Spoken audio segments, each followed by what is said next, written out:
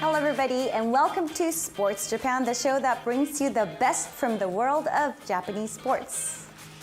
Today we'll be exploring the system of grades known as Dan, used to assess skill in the martial art of Kendo. We take a closer look at the 8th Dan examination, the grade with the lowest pass rate, and follow Kendoka striving for perfection. Every year in May, the city of Kyoto plays host to the most prestigious event on the Kendo calendar. This gathering of top Kendoka is known as the All-Japan Enbu Taikai, or martial arts demonstration. The event is steeped in history and tradition, dating back well over a century.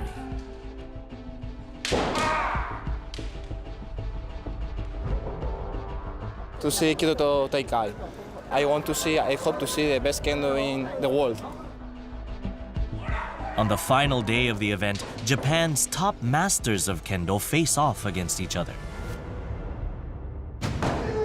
The matches are between holders of the 8th Dan, Kendo's highest rank.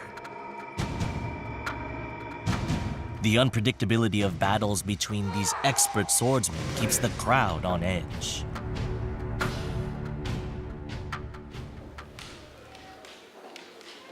The extraordinary skill of these two exponents results in a prolonged stalemate. Each has such a solid defense, their opponent cannot attack. The allocated time is running out. A sudden, swift blow breaks the silence, a fine example of an attack epitomizing 8th Dan Kendo expertise.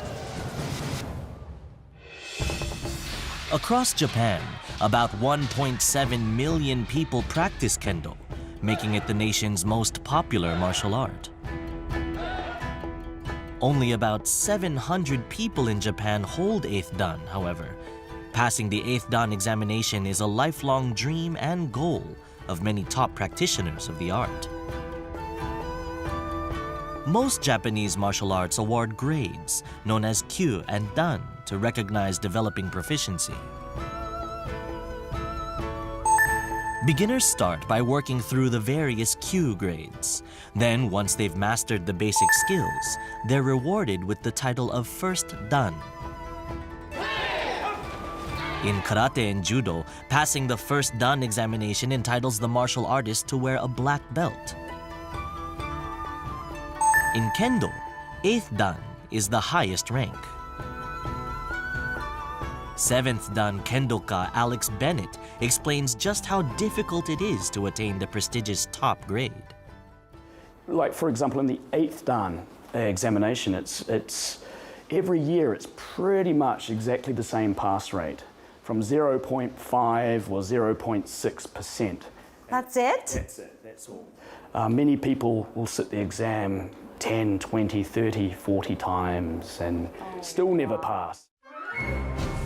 The 8th Dan Kendo examination has the lowest pass rate of any exam in Japan.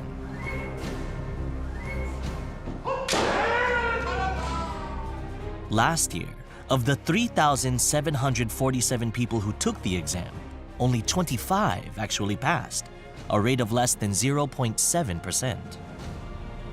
So you passed your 7th Dan test. Can't you just go and take the 8th Dan No.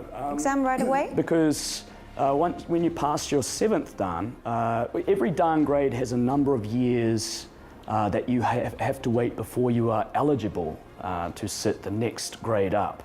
And your eligibility to sit the 8th Dan examination is 10 years. Another factor that makes the 8th Dan grade so special is the number of years that practitioners have to wait before they even become eligible to try for it. Even someone passing all exams on the first attempt would still have to wait 31 years between receiving their first Dan and reaching 8th Dan. A further requirement is that the examinee be at least 46 years old. The 8th Dan is an honor bestowed only to people who have mastered the art of Kendo. 8th Dan Kendoka are like gods. You work up through the ranks one at a time, but the gap between 7th Dan and 8th Dan is more than twice as big as all the previous steps put together. That's how it feels. 79-year-old Saburo Iwatate has for many years sat as a judge of the 8th Dan examination. He's been practicing Kendo for 64 years and passed the 8th Dan exam on his second attempt. Many 6th and 7th Dan Kendoka come to him for instruction.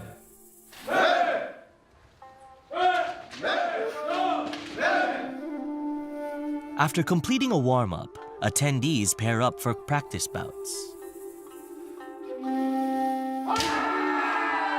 This form of practice, called motodachi, involves facing off against the teacher to help develop the correct distance and timing of strikes.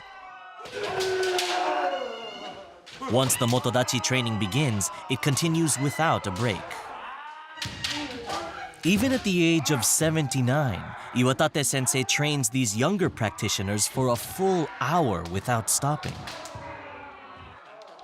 Although Iwatate sensei is neither as strong nor as fast as the younger swordsmen, when faced with him, they're left unsure how to attack.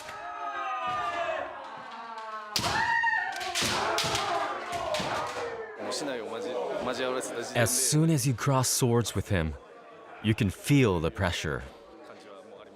It's almost as if he saps your energy.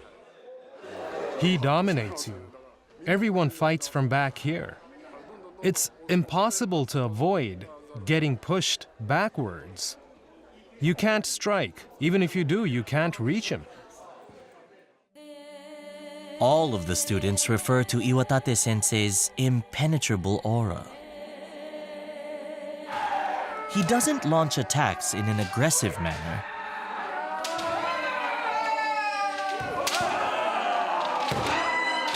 Yet the pressure he exerts through his presence forces opponents onto the back foot, giving him room to strike. When you put pressure on an opponent, they get scared and negative emotions well up. The four obstacles of surprise, fear, doubt, and indecision. When those four appear in your opponent, that's the best time to strike. 8th Dan examinations are held twice a year, once in Kyoto in the spring and again in Tokyo every autumn. With a pass rate of below 1%, the examination is a fearsome obstacle. No matter how hard they try, the vast majority will have their dreams dashed time and again. These Kendoka have undergone harsh training to prepare for the big day, representing the culmination of their whole life in martial arts. The examination begins with a 2-minute bout. Who wins or loses the bout is not what's important. So how do the judges decide who passes? Iwatate sensei explains 4 key elements he looks out for. The first is the angle of the left foot. If the left foot is facing this way and the right foot is facing that way, then it's not possible in Kendo to meet your opponent head-on. You can't strike straight forwards.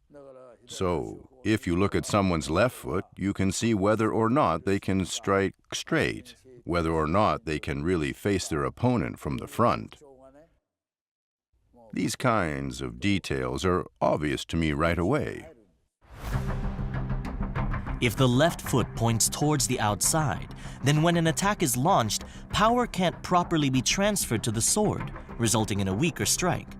These attacks lack not only speed and power, but also precision. Iwatate sensei adds that the position of the right elbow is also crucial. People who extend their right elbow and grip too strongly always end up rotating the sword. And if you strike like that, You can't come in straight, can you? The strike will land, but the sword will be rotating.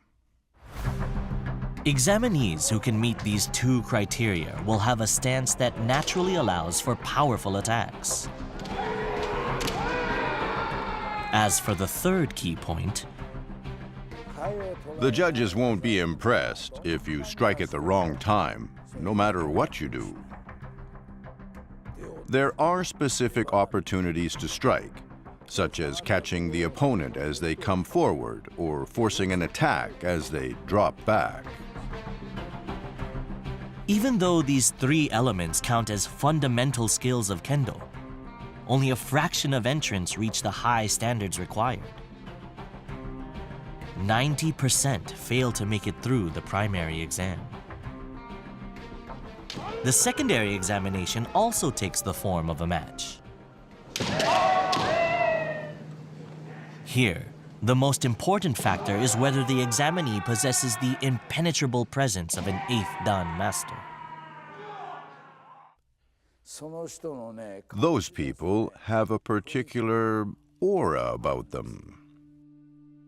When their opponents are at this level, but they can respond at this level and neutralize whatever they do to dominate completely, that's what I'm really looking for to give someone a pass. A successful examinee needs to project a certain indomitability and be able to use that presence to launch a successful attack. Can you imagine if you go to an art gallery, right, and there's lots of beautiful pictures on the wall, Right. there'll be something there that goes, oh, wow, well, there's something about that. Right, that But moves you. Yeah, but you don't quite know what it is, right? Well, that's sort of what, to get 8th Dan, that's the kind of thing that you have to move the judges' hearts.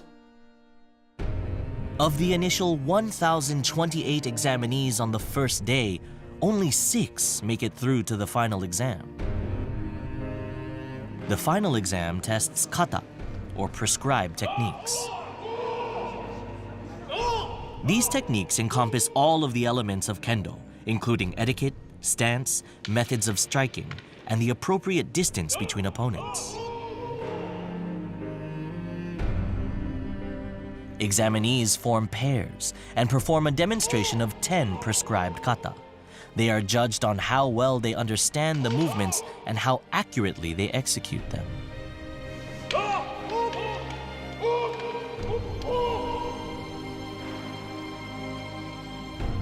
The final pronouncement of success or failure is given on the spot. Of the 6 who reached the final round today, 5 have passed. Less than 0.5% of the initial entrants have reached their goal of attaining 8th Dan. I'm really delighted. Now I don't need to take any more exams. There was so much pressure in the run-up to the test. It's a big relief. I'll treasure this my whole life. Today was my 13th attempt. It's an important moment. The thing that strikes me is that even though they pass 8th Dan, the examination, that doesn't mean that their study of Kendo has finished.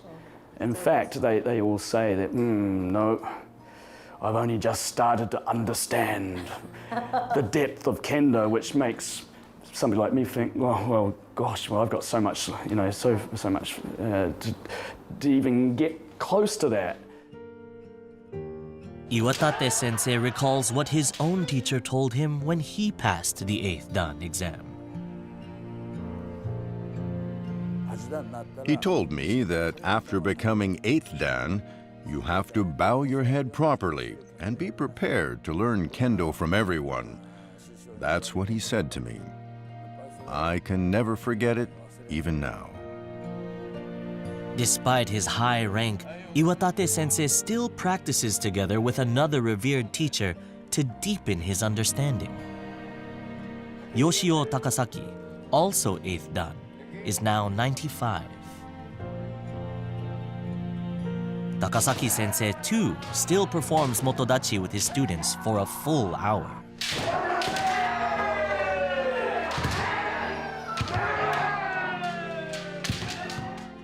Your body gets weaker and weaker, but your awareness of Kendo continues to grow.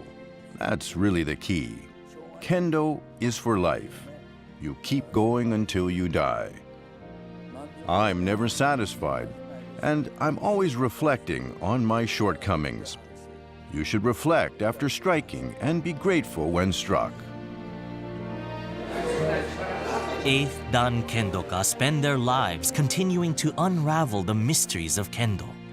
As masters and role models, they light the way for future generations.